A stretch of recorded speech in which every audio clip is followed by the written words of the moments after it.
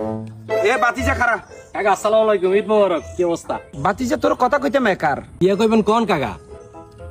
তুই কোরবানিদের আগে গরু বাজারে গেছস, এমনি করে সেলফি উঠাই ফেসবুকে পোস্ট করছস।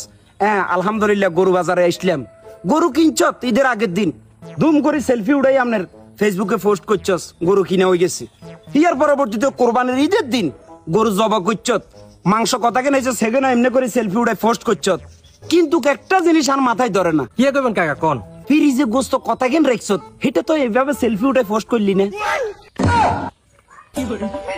কাকা এটা হচ্ছে একান্ত পার্সোনাল বিষয়, এটা কি ফেসবুকে দেওয়া যায় কিনা কোন তো? কি এর একান্ত পার্সোনাল বিষয়? তোরা দিলি না কি লেগে বেগেন যাতে ফেসবুকে ঢুকাইতে হারস, তুই কথা কেন ফ্রিজের ভিতর রাখছত এটা ঢুকাবি না? আচ্ছা ঠিক আছে, এখন আমি আসি কাকা, কাম আছে।